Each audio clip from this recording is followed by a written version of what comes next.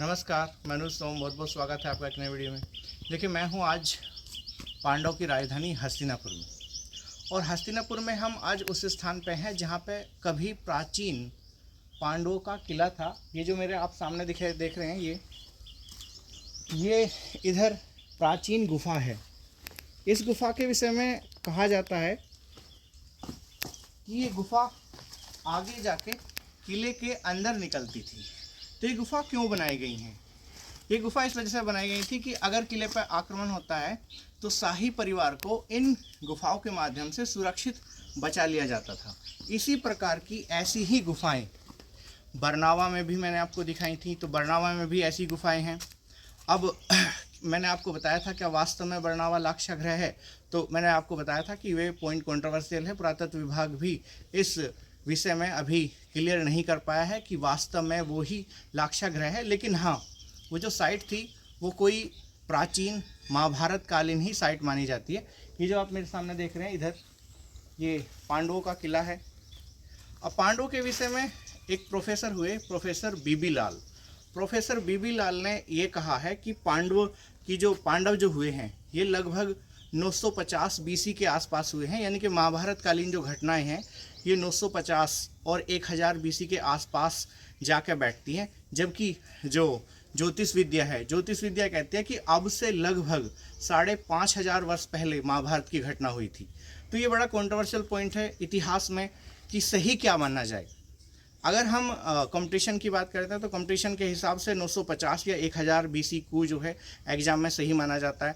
लेकिन अगर हम माइथोलॉजी की बात करेंगे, यानी कि पौराणिक कथाओं की बात करेंगे, तो पौराणिक कथाओं के अनुसार जो है ये कहानी बैठती है लगभग 5500 वर्ष पहले। देखिए, मैं माना गाँव भी गया था। माना गाँव वो स्थान है जहाँ पर हमारा महाभारत लिखा गया था। तो माना गाँव में वेद व्यास के द्वारा महाभारत लिखा गया और वहीं पर व्यास गुफा भी है। तो वहाँ पे लिखा हुआ है कि वो गुफा लगभग जो है 5500 वर्ष पुरानी है। तो ये जो स्थान है, ये जो आप देख रहे हैं, ये सारा जो स्थान है ये पांडवकालीन है। अभी मैं आपको आगे जाके पांडवकालीन एक प्राचीन कुआं दिखाऊंगा जिसके विषय में कहा जाता है कि वहाँ पे चर्म रोग भी सही हो जाते हैं। और एक प्राचीन शिव मंदिर भी यहाँ स्थित है।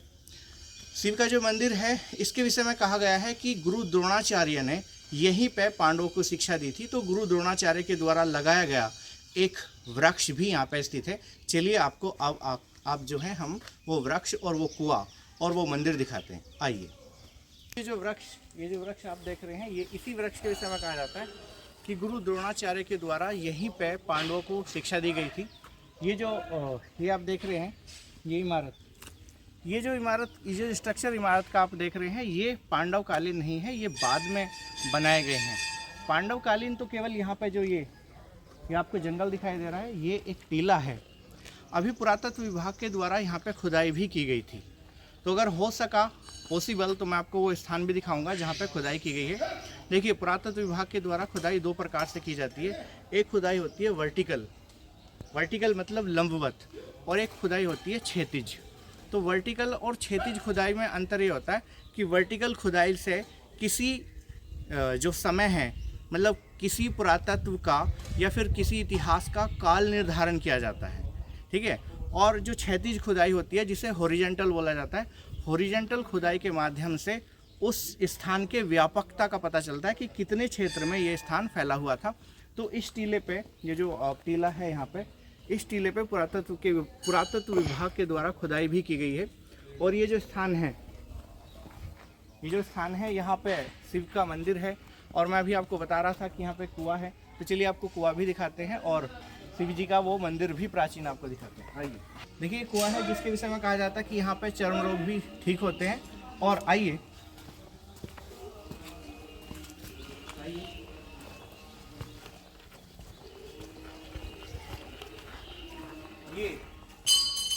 ये ज़्यादा अंदर तक तो है नहीं, ये गुफाएं टाइप बनाई गई हैं।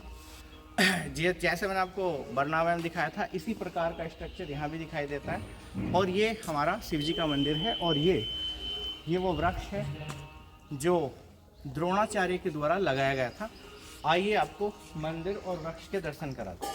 तो है महाभारत कालीन प्राचीन कुआं और प्राचीन धुने की भुक्ति हर कष्ट निवारण। तो जैसे मैंने आपको बताया है कि इस कुएं में अगर आप इस कुएं का पानी या फिर इस कुएं से आप स्नान करोगे तो चर्म रोग होते हैं पैरों में जो हो जाते हैं, ये चर्म रोग भी यहाँ पे सही होते हैं, ऐसा यहाँ की मान्यता है। तो यहाँ पर लिखा हुआ है कि प्राचीन पांडवों का ये मंदिर है और ये वृक्ष है पीपल का और ये भगवान शिव का मंदिर है। मंदिर के दर्शन कराइए। वीडियो चला दो।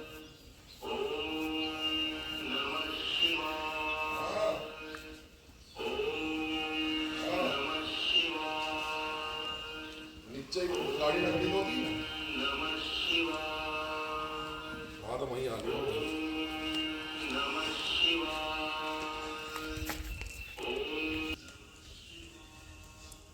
देखिए अभी गुरुजी ने हमें बताया है मंदिर के बारे में प्राचीन बात, अब गुरुजी बताएंगे।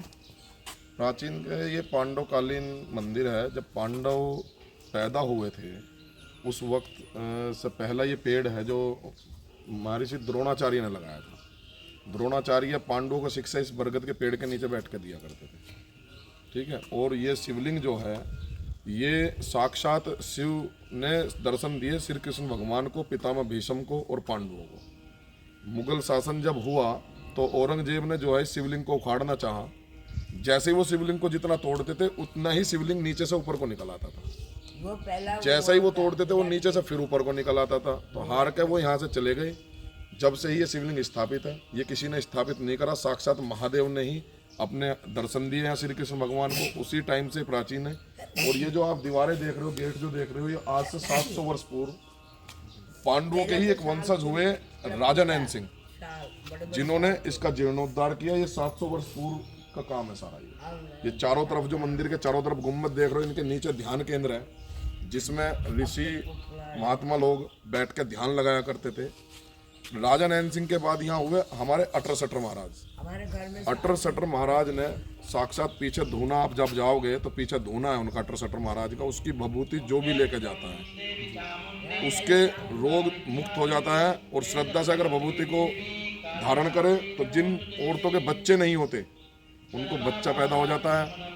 मंदिर की बैक साइड में ही है एक कुआं जिसका पानी ऊपर 3 फुट ऊपर है, जमीन से 3 फुट पे पानी आ रखा है और पाताल से पानी आया है। इतना ऊपर कभी किसी कुएं में पानी नहीं आता।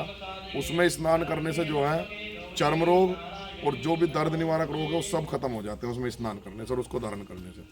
आप यहाँ से थोड़ा आगे जाओगे, महाकाल है। महाकाल के बराबर में एक बरगद का पेड़ है। जिस बरगद के पेड़ के अंदर कुटिया खुद ही बनी हुई है, उस कुटी में बैठ के हमारे अटर सटर महाराज हुए, गुरु द्रोणाचार्य हुए, गुरु कृपाचार्य हुए, पितामह भीष्म हुए, ये लोग ध्यान लगाया करते थे। क्योंकि ये पेड़ कई हजार वर्षों पुराने हैं। ये आपको देखने को भी मिल रहे होंगे कि पेड़ की शाखाएं जो है ना बिल्कुल बूढ़ी हो चुकी हैं, ठीक है। ये तो हमारे लोगों ने क्या है कि अपनी सनातन धर्म की ये धरोहर को छिपा कर रखा, दिखाना नहीं चाहते। आजकल क्या हस्तिनापुर को लोग जैनियों के मंदिरों के नाम से जानते हैं, जबकि हस्तिनापुर हमारे भारत की राजधानी थी। सोने की चिड़िया कहा जाता था इस हस्तिनापुर को, ठीक है। यहीं सारे जितने संत और महापुरुष हुए, महाभारत यहाँ हुआ।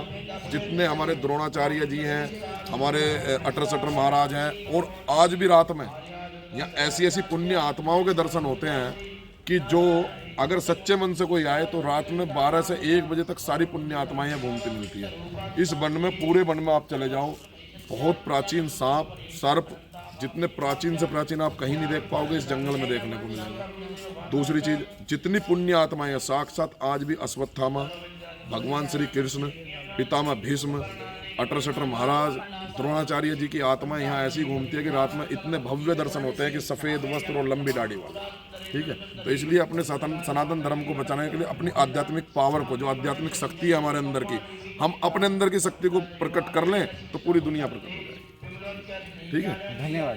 गुरुदेव ने आपको बहुत अच्छा ज्ञान दिया। अभी आपको हम जो विदुर कुटिया है उसके दर्शन कराएंगे। चलिए हम आगे चलते हैं। देखिए ये जो आप पीछे देख रहे हैं ये है महाकाल मंदिर, और ये सारा जो इस साइड में दिखाई दे रहा है ये घना जंगल है।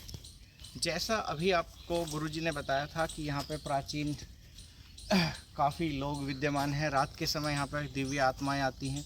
देखिए हमें पता नहीं है कि ऐसा है या नहीं, लेकिन जैसा हमें बताया गया है हम आपको ऐसे ही बता रहे हैं।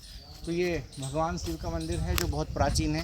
हालांकि मूर्ति जो है ये वर्तमान में बनी हुई है, लेकिन ये स्थान काफ़ी प्राचीन है, पांडवकालीन स्थान है सारा का सारा। तो ये जो आप वृक्ष देख रहे हैं, ये वृक्ष भी, आइए अब आपको नज़दीक से दिखाते हैं।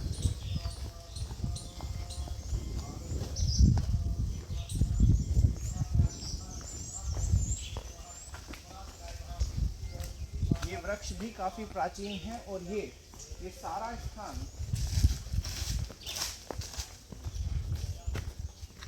ये सारा का सारा स्थान प्राचीन पांडवकालीन स्थल ही है। वर्तमान में ये सारा वन्यजीव संरक्षण अधिनियम के तहत संरक्षित किया गया है। कारण यह है कि हस्तिनापुर भारत में उत्तर प्रदेश का, ध्यान से सुनिए, भारत में उत्तर प्रदेश का सबसे बड़ा वन्यजीव अभ्यारण्य है।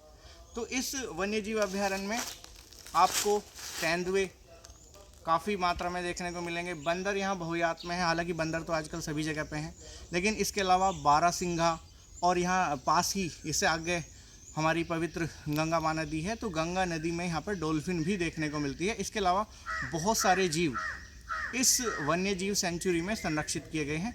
चलिए अब मैं आपको द्रौपदी कालीन एक प्राचीन मंदिर दिखाऊंगा। यहाँ से थोड़ा सा दूर है, तो हम अब आपको वहीं पे मिलेंगे। देखिए मैं पांडवकालीन स्थल पे हूँ। ये जो सारा सेटअप देख रहे हैं, दिखाइए, ये सारा पांडवकालीन स्थल है। लेकिन वर्तमान में वो जो सामने आप स्थान देख रहे हैं, वहाँ पे पुरातत्व विभाग के द्वारा वर्तमान में खुदाई चल रही है। अभी हमने जो है वहाँ जाने का प्रयास किया, लेकिन हमें वहाँ जाने से रोक दिया गया। कारण ये है कि वहाँ पुरातत्व विभाग के द्वारा फ़िलहाल खुदाई चल रही है और इस कारण उधर अभी किसी व्यक्ति को जाने की अनुमति नहीं है। हमने हालांकि जाने का प्रयास किया था, लेकिन उन्होंने हमें साफ मना कर दिया।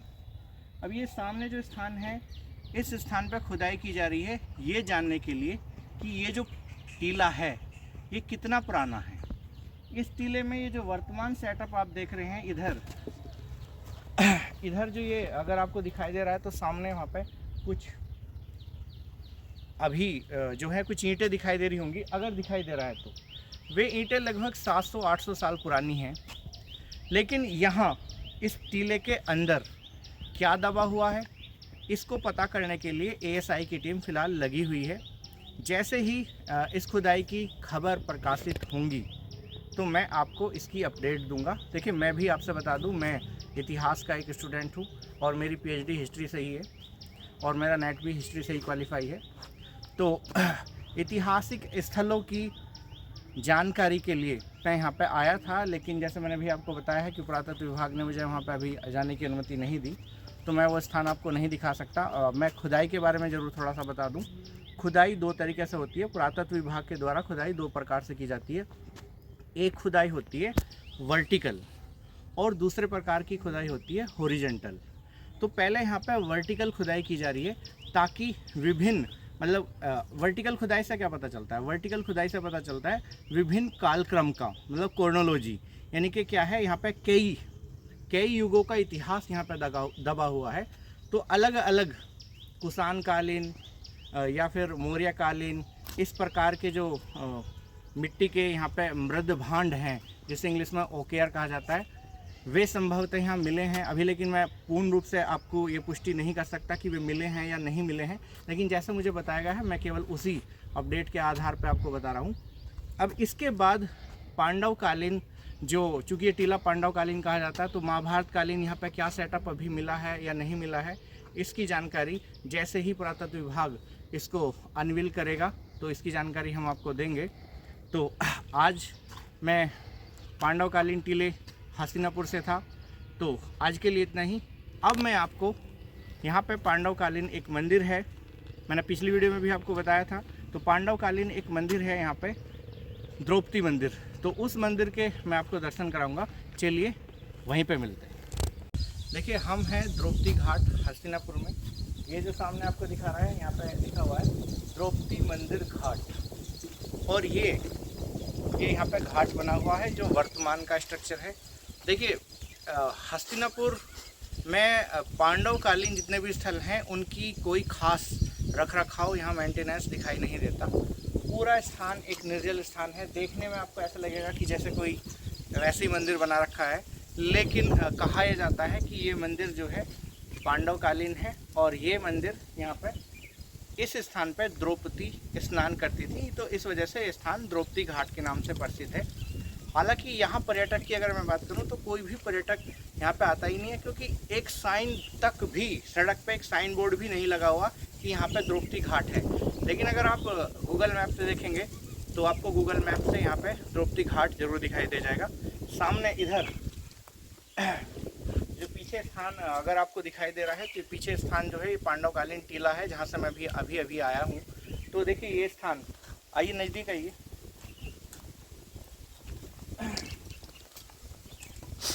ये स्थान जो है ये केवल एक छोटा सा मंदिर यहाँ पर बना हुआ है, ये ही द्रौपदी घाट है।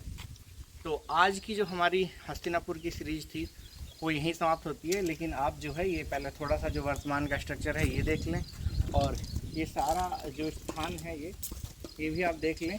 यहाँ पे आपको देखने से ऐसा कुछ कुछ नहीं दिखाई देगा कि ये स्थान कोई प्राचीन पांडवकालीन स्थल है, लेकिन प्राचीन मान्यताओं के अनुसार ये स्थान द्रौपदी घाट के नाम से प्रसिद्ध है। तो आज के लिए इतना ही, बहुत बहुत धन्यवाद।